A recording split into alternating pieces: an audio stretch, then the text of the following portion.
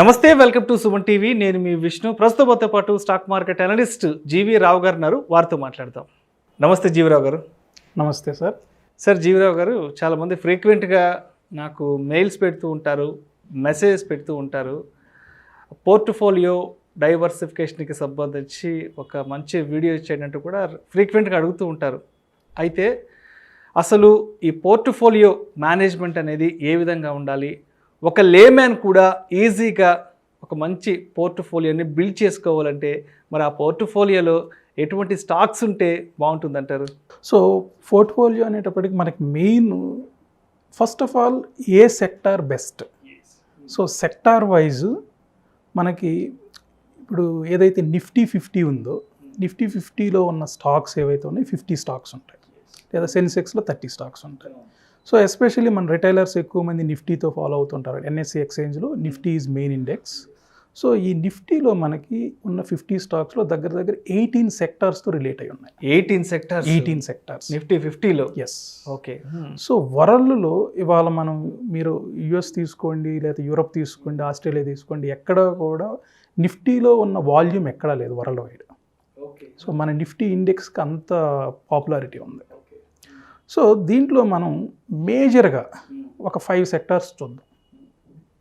So first of all ఎప్పుడైనా కానీ మనం ఒక స్టాక్ సెలెక్ట్ చేసుకునే ముందు ఆ స్టాక్ కంటే ముందు సెక్టార్ చూజ్ చేసుకోవాలి. సెక్టార్ని చూజ్ చేసుకోవాలంటారు.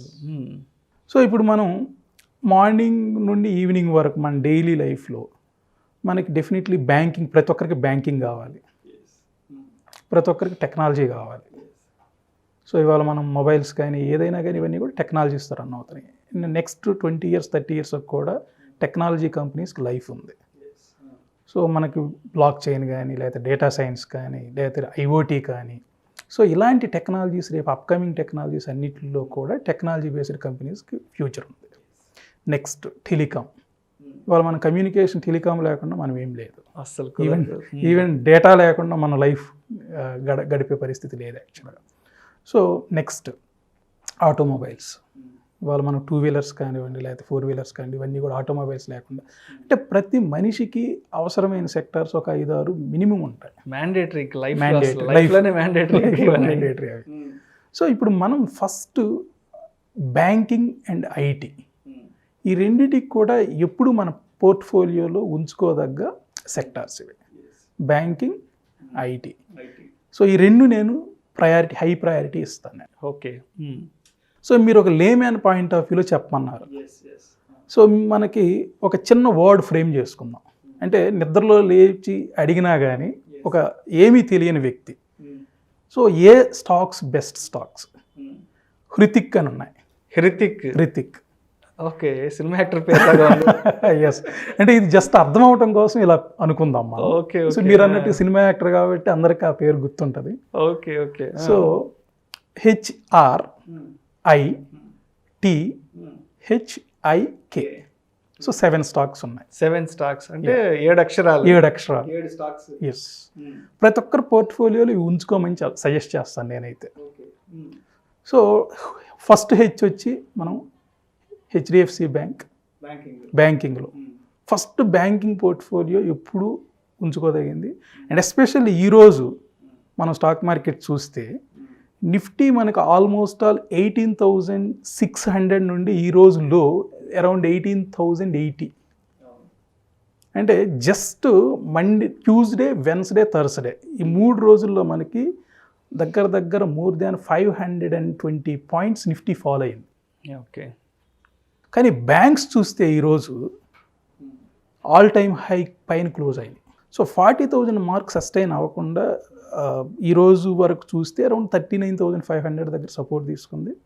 ఈరోజు లాస్ట్ 1 అవర్లో ఆల్మోస్ట్ ఆల్ 1000 పాయింట్స్ గెయిన్ అయింది బ్యాంక్ నిఫ్టీ ఇండెక్స్. సో మనకి బ్యాంక్ నిఫ్టీ ఇండెక్స్లో మేజర్గా చూస్తే ఒక 5 స్టాక్స్ ఇన్వాల్వ్మెంట్ ఉంటుంది. నంబర్ 1 ఫస్ట్ నిఫ్టీలో కానీ బ్యాంక్ నిఫ్టీలో కానీ ఫస్ట్ హైయెస్ట్ వెయిటేజ్ వచ్చి HDFC bank. Okay. Second ICICI bank, third Kotak Mahindra bank, fourth axis bank, fifth SBI. ప్రతి లేమ్యాన్కి ఈ 5 బ్యాంక్స్తో ఎక్కడికి పోయినా ఈ బోర్డ్స్ కనిపిస్తూనే ఉంటాయి. రోడ్డు మీద ట్రావెల్ చేసేటప్పుడు ఎక్కడ చూసినా ఏటీఎంస్ కానీ బ్యాంకులు కానీ కనిపిస్తూనే ఉంటాయి. ఎస్. సో మనం అనుకున్న ఈ హృతిక్లో ఫస్ట్ హెచ్ వచ్చి హెచ్డిఎఫ్సి బ్యాంక్. నెక్స్ట్ ఆర్ చూద్దాం. R Reliance. R Reliance. So Reliance ఇప్పుడు మనకి కమ్యూనికేషన్ పరంగా కానీ లేదా ఎనర్జీ పరంగా కానీ ఆయిల్ రేట్స్ పెరిగినా కానీ, ఎందుకంటే ఇది oil exploration company. So oil rates ఇవాళ మనం చూస్తే రేపు నెక్స్ట్ 2-3 మంత్స్లో వింటర్ మొదలైతే వరల్డ్ వైడ్ సో గ్యాసెస్ కానీ ఇవన్నీ కూడా షార్టేజ్ ఉంటాయి. సో ఇప్పుడంటే ఈరోజు ఆల్మోస్ట్ 3% డౌన్ అయింది. సో అది ప్రాఫిట్ బుకింగ్స్, ఎందుకంటే రేపు సాటర్డే రిలయన్స్ రిజల్ట్స్ ఉన్నాయి. సో కొంత ప్రాఫిట్ బుకింగ్ జరిగింది. బట్ రిలయన్స్ ప్రతి ఒక్కరి దగ్గర పోర్ట్ఫోలియో ఉంచుకోదగిన స్టాక్. రిలయన్స్ ఖచ్చితంగా మెయింటైన్ చేయాల్సింది పోర్ట్ఫోలియోలో, ఎందుకంటే ఇక్కడ 2 సెక్టార్స్ ఇన్వాల్వ్ అయ్యింది. జియో కమ్యూనికేషన్ గురించి, టెలికామ్ సెక్టార్ ఉంది, నెక్స్ట్ ఎనర్జీ ఉంది. సో ఎనర్జీ డెఫినెట్లీ మంచి డిమాండ్ ఉంది. అండ్ ఆఫ్టర్ దిస్ కోవిడ్ ఇంకా ఇండస్ట్రీస్ పరంగా కానీ దేని పరంగా కానీ మంచి డిమాండ్ రాబోతుంది. నెక్స్ట్ హెచ్ఆర్ అయిపోయింది. ఐ వచ్చి ఇక్కడ ఐసిఐసిఐ బ్యాంక్. ఐసిఐసిఐ. సో ఇందాక మనం ఏమనుకున్నాం, HDFC bank, ICICI bank. Even priority wise కూడా first HDFC bank, next ICICI bank. Weightage wise చూసినా కూడా రైట్. నిఫ్టీలో నిఫ్టీలో హైయెస్ట్ వెయిటేజ్ ఉన్న banks HDFC bank, ICICI. Ranking పరంగా ఇవాళ మనకి నిఫ్టీ 18,500కి ఇలా ర్యాలీ అవుతుందంటే డెఫినెట్లీ వాటిల్లో ఈ 2 HDFC bank, ICICI bank involvement ఉంది, కీలకమైన పాత్ర పోషిస్తుంటాయి. ఎస్. సో ఇప్పుడు బ్యాంకింగ్లో 2 చూసాం, కమ్యూనికేషన్లో ప్లస్ ఎనర్జీలో రిలయన్స్ చూస్ చేసుకున్నాం, 3 కౌంటర్లు. So HDFC bank, Reliance, ICICI bank. Next HRI. T is for TCS. IT sector. Right. So ఇందాక మనం అనుకున్నాం బ్యాంకింగ్ అండ్ ఐటీ. మీరు నెక్స్ట్ ఎంత లైఫ్ ఉందో అంత లైఫ్ ఉందో. మనిషి ఉన్నంతకాలం టెక్నాలజీ కావాలి. సో చిన్న క్లూ ఇస్తాను సార్ మీకు. బై 2025 ప్రతి మొబైల్కి నియర్లీ 25 ఎలక్ట్రానిక్ డివైజెస్ కనెక్ట్ అవుతాయి. సెల్ ఫోన్కి.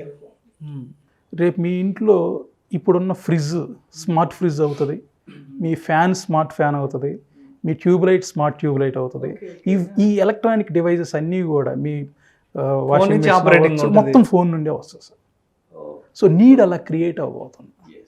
ఫస్ట్ టైం ఇండియాలో మీరు చూస్తే జియో మీరు మాట్లాడిన దానికి మాకు మనీ పే చేయాల్సిన అవసరం లేదు, ఓన్లీ డేటాకి పే చేయండి అంటున్నారు. Calls free. వరల్డ్లో ఎక్కడా కూడా లేదండి. Only data. మీరు లాస్ట్ ఇయర్ 2019 రిలయన్స్ ఈ ఏజిఎంలో ముఖేష్ అంబానీ ఒక మాట అన్నారు, data is new oil. By 2030కి ఆయిల్ డిమాండ్ ఇదంతా కూడా తగ్గుతుంది, ఎందుకంటే మొత్తం కూడా ఎలక్ట్రానిక్ వెహికల్స్లోకి షిఫ్ట్ అవుతుంది. అవును. సో అప్పటికి డేటా వాల్యూ ఎలా ఉండబోతుందో మీరు ముందే ఊహించుకోండి. బై 2030కి రిలయన్స్కి డేటా ఫుల్ సపోర్ట్ అవ్వబోతుంది. ఓకే. సో ప్రతి మొబైల్కి 25 ఎలక్ట్రానిక్ డివైజెస్ కనెక్ట్ అవ్వబోతున్నాయి అంటే మీరు చూడండి. మీ ఇంట్లో ఫ్రిడ్జ్లో ఎగ్స్ అయిపోతే డైరెక్ట్గా మీ ఫ్రిడ్జ్ మీకు కమ్యూనికేట్ చేస్తుంది. సో ఇప్పుడు మనం 3 స్టాక్స్ చూసాం. టీసీఎస్ 4th స్టాక్ కూడా చూసాం. టెక్నాలజీలో 1, ఐటీలో బ్యాంకింగ్లో 2. టిహెచ్ఆర్ఐటి. టీ వరకు వచ్చాయి. Next HDFC. 2 హెచ్లో హెచ్డిఎఫ్సి. ఇది ఫినాన్స్కి సంబంధించింది. అండ్ మనకి ఏదైనా హౌస్ లోన్స్ కానీ వీటిల్లో హెచ్డిఎఫ్సికి మేజర్ రోల్ ఉంది. సో డెఫినెట్లీ హోమ్ లోన్స్ కానీ ఇవన్నీ కూడా భవిష్యత్తులో మంచి డిమాండ్ ఉన్నది. ఓకే. నెక్స్ట్ హెచ్ఆర్ఐటిహెచ్ఐ. ఐ వచ్చి ఇందాక ఐసిఐసిఐ బ్యాంక్ చెప్పుకున్నాం. నెక్స్ట్ ఇది ఇన్ఫోసిస్. IT sector. సో ఇప్పటివరకు ఐటీ సెక్టార్లో టీసీఎస్ చూసాం. నెక్స్ట్ ఇన్ఫోసిస్ చూస్తున్నాం. K is for Kotak Mahindra bank. Kotak Mahindra bank కూడా స్టాక్ పోర్ట్ఫోలియోలో ఉంచుకోదగ్గ స్టాక్, బ్యాంకింగ్ సెక్టర్ వైపు నుంచి. సో ఇప్పుడు మనం హృతిక్లో మేజర్గా finance, banking, IT, communication wise Reliance and energy. So ఈ 7 స్టాక్స్ని పోర్ట్ఫోలియోలో ఉంచుకోవచ్చని నేను సజెస్ట్ చేస్తాను. ఇంకా ఈ 7గా ఇంకేమన్నా 3 ఉన్నాయి, ఇంకొక 3 కూడా కావాలి అని అంటే L&T, next axis bank, ITC. ఈ 10 స్టాక్స్ పోర్ట్ఫోలియో ఉంచుకోవటం నేను ఎప్పుడు సజెస్ట్ చేస్తాను. అయితే వెంకట్రావు గారు ఇప్పుడు చూస్తే మార్కెట్ మంచి జోష్ మీద ఉంది, మంచి ఆల్ టైమ్ హైక్లో ఉంది, బుల్ రన్ మీద ఉంది కదా. అంటే ఇప్పుడు మీరు చెప్పిన ఈ విషయాలన్నీ కూడా మనం మ్యూచువల్ ఫండ్స్ పాయింట్ ఆఫ్ వ్యూలో, ఎస్ఐపి పాయింట్ ఆఫ్ వ్యూలో ఏ విధంగా చూడొచ్చు అంటారు? సో జనరల్గా మనకి ఈ ఇన్వెస్ట్మెంట్ వెహికల్స్లో కొంచెం తక్కువ రిస్క్తో ఉన్నది మ్యూచువల్ ఫండ్, కొంచెం ఎక్కువ రిస్క్తో ఉన్నది స్టాక్స్.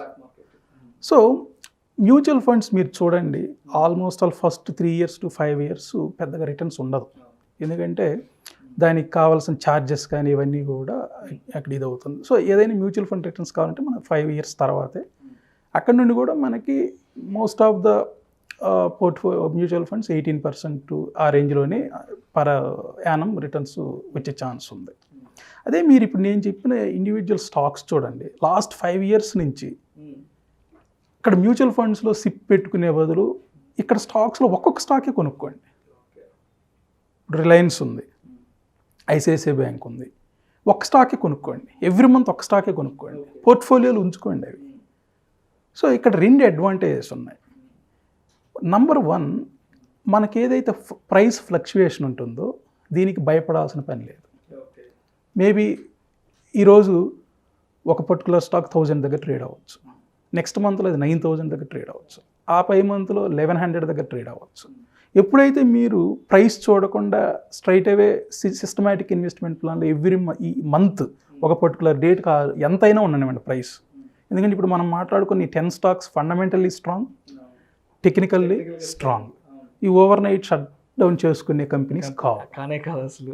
సో నేనేమంటానంటే ఎప్పుడైనా వాల్యూమ్ కంటే నాకు 100 స్టాక్స్ వచ్చినాయా లేదా 2000 స్టాక్స్ వచ్చినాయి ఇది మ్యాటర్ కాదు. మంచి కంపెనీ ఒక్క స్టాక్ ఉన్నా చాలు, మీకు దాని రిజల్ట్స్ భవిష్యత్తులో ఒక 1 year 2 years 3 years తర్వాత చాలా అల్టిమేట్గా కనిపిస్తుంది.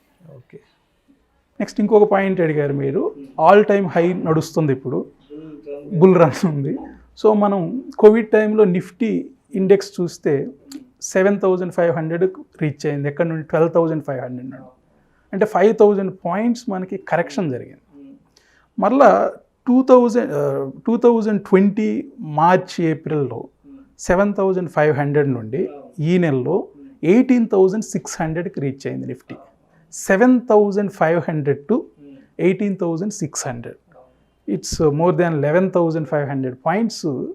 ఎటువంటి ఈవెన్ 5% కరెక్షన్ కూడా జరగలేదు కూడా. అవును, కరెక్షన్ జరగకుండా 7500 నుండి 18600 వరకు నాన్ స్టాప్ ర్యాలీ అనుకోవచ్చు.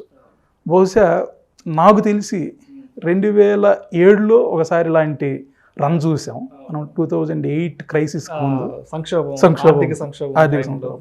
మళ్ళీ ఇప్పుడు చూసాం యాక్చువల్గా. అంటే ఒక పెద్ద పాండమిక్ తర్వాత ఇంత ర్యాలీ చూసాం. అండ్ లాస్ట్ 3 daysలో ట్యూస్డే, వెన్స్డే, థర్స్డే ఈ 3 రోజుల్లో మనకి 18600 నుండి 18080 వరకు నిఫ్టీ వచ్చేసింది. అంటే దగ్గర 520 points.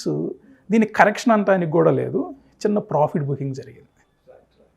సో ఈరోజు మీరు అడిగిన పాయింట్, ఇండెక్స్లు ఎప్పుడూ కూడా ఏ లెవెల్లో ఉన్నాయో చూడాల్సిన అవసరం లేదు, కరెక్షన్ కోసం చూడాల్సిన అవసరం లేదు. మీరు సిస్టమేటిక్గా ఇన్వెస్ట్మెంట్ చేసుకునే పని అయితే ఐటీ అండ్ బ్యాంకింగ్లో మీరు బ్లైండ్గా ఒక particular date, every month 5th, every month 10th బ్లైండ్గా ఇన్వెస్ట్ చేసుకుంటూ యాడ్ ఆన్ చేసుకుంటూ పోర్ట్ఫోలియో బిల్డ్ చేసుకుంటే బెటర్ అండి. Thank you so much Jeevarao గారు. ఒక లేమ్యాన్ కూడా స్టాక్ మార్కెట్ పాయింట్ ఆఫ్ వ్యూలో ఒక పోర్ట్ఫోలియోని ఏ విధంగా బిల్డ్ చేసుకోవచ్చు అనే విషయం గురించి మా ప్రేక్షకులకు చాలా డీటెయిల్గా తెలియజేశారు. Thank you so much sir. Thank you sir.